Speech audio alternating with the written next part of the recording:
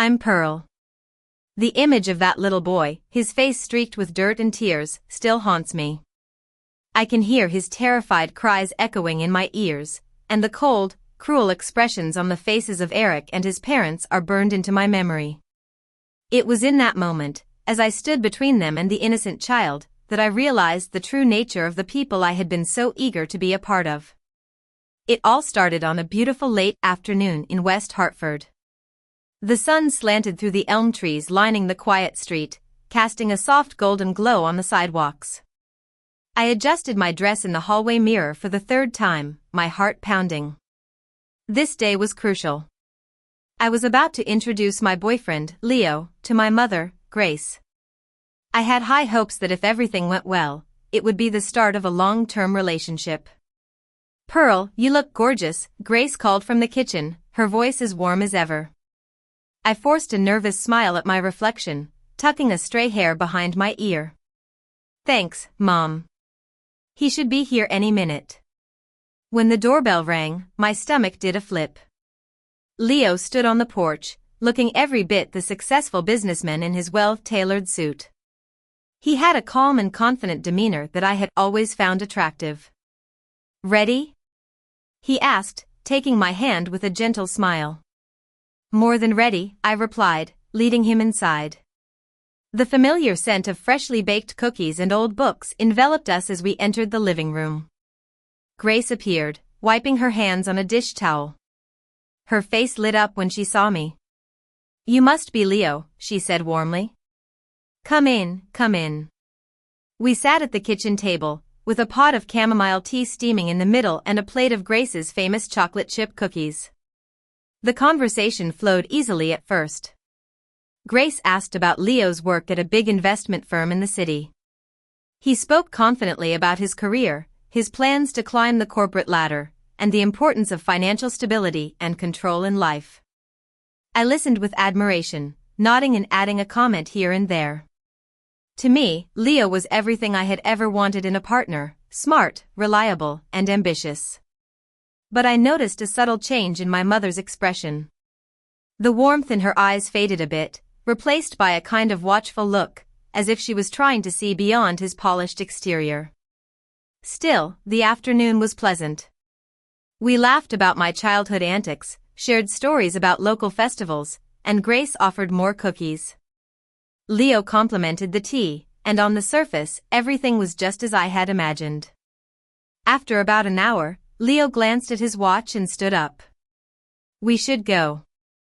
I have dinner reservations," he said, giving me a light kiss on the cheek before turning to my mother. "It was a pleasure meeting you, Mrs. Thompson." "The pleasure was mine," Grace replied with a polite smile. "Drive safely." When the door closed behind him, the house seemed to grow quiet. I lingered in the hallway, waiting for my mother to tell me how wonderful Leo was. Instead, she stood by the window, looking out at the softening light. "Well?" I prompted, trying to hide my eagerness. Grace exhaled slowly, folding the dish towel in her hands. "He's very impressive, Pearl. Successful and well-spoken. But there's something about him, something cold. I can't quite put my finger on it, but it makes me uneasy." I blinked, my chest tightening. "Cold? Mom, he's just serious." "That's a good thing, right?" "Maybe," she conceded softly.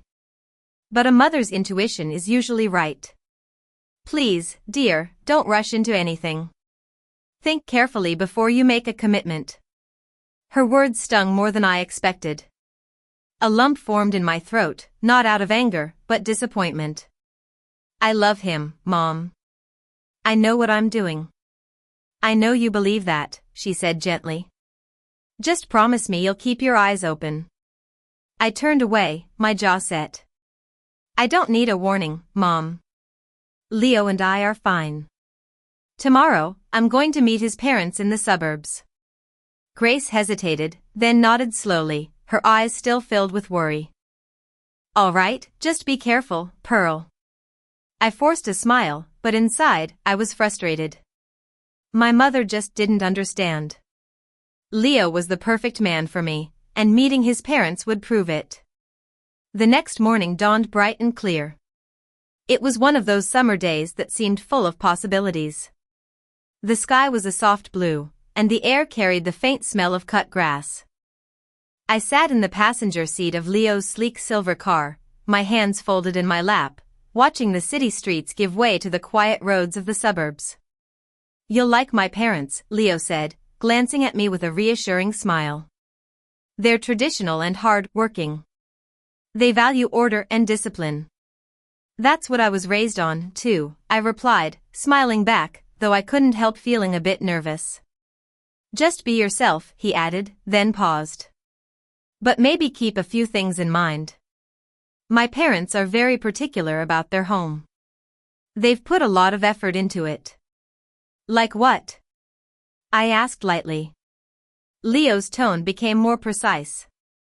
"For example, don't walk on the grass. They take great pride in their lawn. And if you see any fruit trees or plants, don't pick anything. They'll offer it to you if they want you to have it."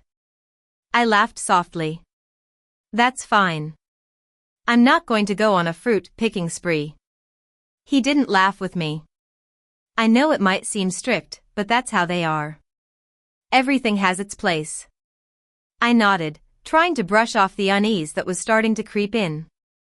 I thought wealthy people often had their quirks, and there was something charming about their dedication to order. As we turned onto a long private driveway framed by iron gates, I caught my breath. The Montgomery estate was like something out of a magazine. A perfectly manicured lawn stretched out in front of us, with not a single blade of grass out of place. Flower beds were arranged in precise patterns, and even the gravel on the driveway was neatly raked. At the center of the estate stood a large, elegant mansion with white columns and a porch draped with ivy. "Wow," I murmured. "It's beautiful." Leo's lips curved into a small, satisfied smile. "They like things just so." The car stopped near a circular drive, where a man and a woman were waiting. Mr. Montgomery was tall and imposing, with a commanding presence. Mrs. Montgomery was dressed in a silk dress and pearls, and she waved us over with a warm smile. "Pearl, welcome," she said brightly as we got out of the car. "We've heard so much about you." I shook her hand. "It's so nice to finally meet you both." Mr. Montgomery offered a firm handshake and a polite smile. "We're glad you're here. Leo has told us about your work in graphic design." "I love it," I said. "It's very rewarding." "That's good," he replied simply.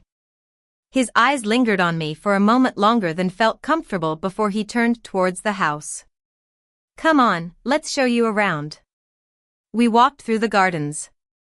Mrs. Montgomery pointed out her rose bushes and the herb beds she tended herself. Everything was so perfect that it felt almost unreal, like stepping into a world where nothing was out of place. I found myself being very careful with my steps, remembering Leo's warning about the grass. As we neared a row of cherry trees, we heard the sound of footsteps. A man in work boots and a dirty shirt, probably a neighbor, called out hesitantly, "Morning, Mr. Montgomery.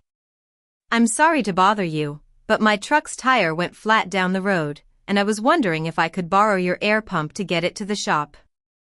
Mr. Montgomery's posture stiffened. "You should have your own equipment," he said coldly.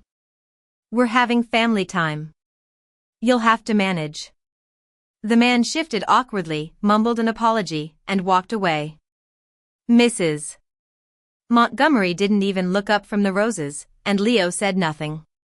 I stood there, frozen for a moment, an uncomfortable feeling settling in my chest. The neighbor had just been in need, but I quickly pushed the thought aside. This wasn't my family, and I didn't want to cause any trouble. "The roses are lovely," I said, forcing a smile. Mrs. Montgomery glanced over her shoulder and smiled back as if nothing had happened. "Aren't they? I have a passion for keeping things in order. You'll see that's very important to us."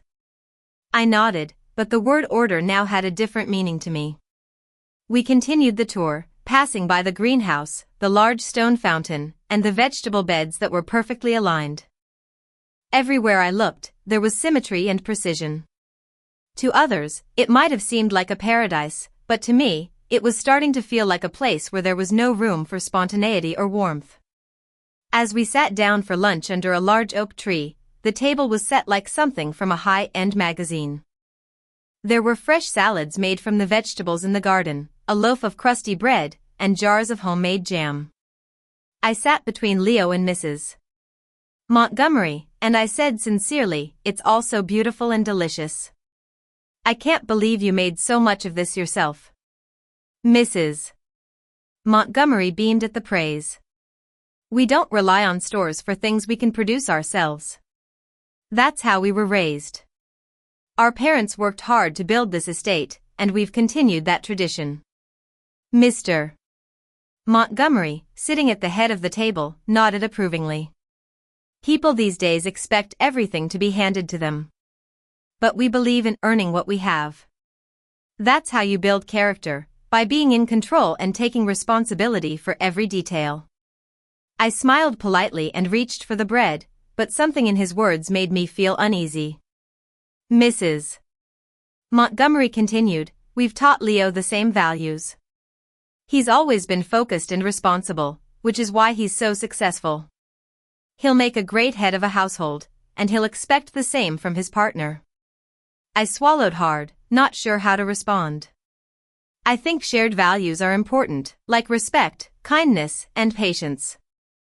"Of course," she said, waving her hand dismissively. "But those are just the basics. What really matters is having a strong structure and knowing your place." The word place hung in the air. I reached for my glass of lemonade, hoping it would ease the dryness in my throat. Mr. Montgomery gestured towards the vegetable beds. "See those tomatoes? They didn't grow by accident. Every plant was carefully tended. It's the same with a family. If you don't keep it in order, it will fall apart."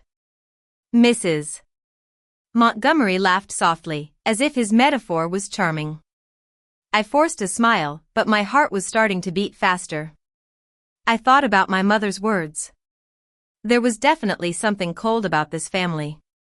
I tried to change the subject to something lighter, like my recent art projects.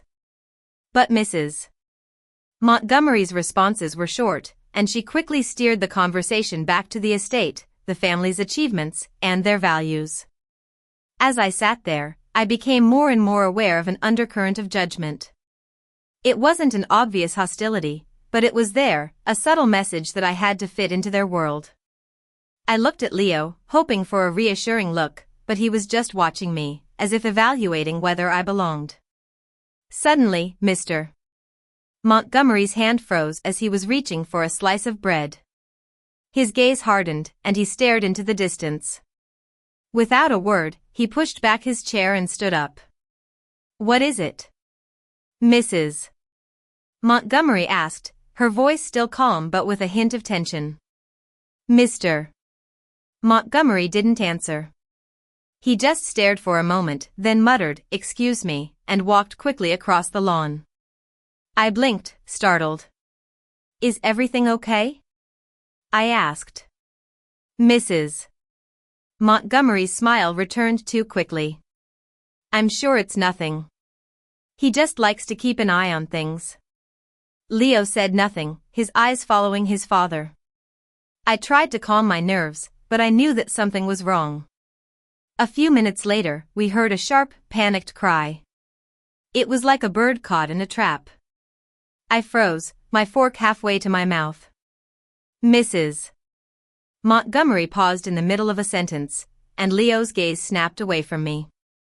The cry came again, closer this time, followed by the sound of shuffling feet and a gruff voice. When Mr. Montgomery returned, he was dragging a small boy by the collar of his shirt. The boy couldn't have been more than 9 years old. His face was dirty, and he was crying. A few cherries tumbled from his pockets onto the grass. "Got you, you little thief!" Mr. Montgomery barked. Thought you could sneak in and take our fruit? The boy whimpered, I'm sorry, sir. I was just hungry. I only took a few. My heart lurched. He was just a child. Mrs. Montgomery stood up with a sigh, her expression turning cold. These neighborhood kids have no respect. They think they can just take whatever they want. Please, let me go, the boy sobbed. Mr. Montgomery ignored him. We've had enough of this nonsense. How many times do we have to teach them a lesson? I looked at Leo, expecting him to be outraged or at least uncomfortable. But his face was calm, disturbingly calm. He stood up and walked towards his father and the boy. Leo, I said quickly, standing up. Stop. He's just a kid. Leo didn't stop. He crouched down so that his face was level with the boy's. If you ever come back here, if you ever cross that fence again, you'll be in big trouble. Do you understand? The boy cried harder and nodded frantically. But Leo wasn't done. He grabbed the boy's arm and said, Say it. Say you understand. I understand. I'm sorry, the boy stammered. I felt like the ground was shifting beneath me. This wasn't the Leo the first knew. This was a cruel and heartless person. Leo, stop it. I shouted, stepping forward. You're hurting him. Mrs. Montgomery turned to me, her smile replaced by a look of disdain. Pearl, don't get involved. This is how we teach children responsibility.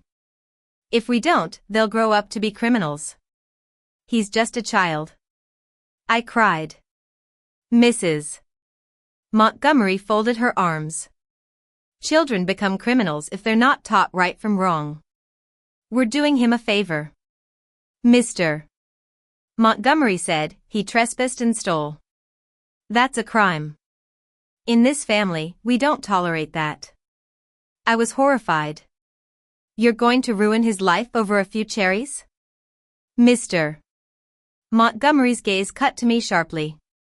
Those cherries represent our hard work. We won't let people like him take what we've built. Something inside me snapped. I stepped between them and the boy. Enough. This is cruel. He's just a hungry child. Mrs. Montgomery sneered, you don't understand how the world works. We have to protect what's ours. I looked at Leo, desperate. Say something, please. This isn't right. Our eyes met, and what I saw in his was cold calculation and approval. It was as if the mask he had worn was gone, and I was seeing the real him for the first time. In that moment, I knew I had to make a decision. I will never marry you, Leo. I will never be a part of this family. This is monstrous. Leo's face went pale. You're overreacting, Pearl. You don't mean that. I do, I said, my voice steady. This family values control and cruelty over kindness. I want no part of it. Mrs. Montgomery let out a cold laugh. You'll regret this. You'll come crawling back when you realize what you're giving up. I didn't respond. I just reached for the boy's hand. Come on, you're safe with me. We walked across the lawn, the boy stumbling beside me. I didn't look back. I didn't want to see their faces. When we reached the iron gate, I stopped and crouched down to the boy's level. Hey, listen. Taking things that aren't yours is wrong, but what they did to you is even worse. Grown-ups are supposed to protect you, not hurt you. The boy sniffled and nodded. I'm sorry. I won't do it again. I believe you. Now go home and be safe, I said, giving his hand a squeeze. He ran down the road, and I watched until he was out of sight. Then I pulled out my phone and called a taxi. As I waited, I looked back at the estate. It was no longer a beautiful place, it was a prison of coldness and cruelty. When the taxi arrived, I got in and gave the driver my address in West Hartford. As the car drove away, I watched the Montgomery estate disappear in the rear view mirror. My chest ached, and my hands were still shaking, but there was also a sense of relief. I had escaped a nightmare. By the time the taxi pulled up in front of my house, I felt completely drained.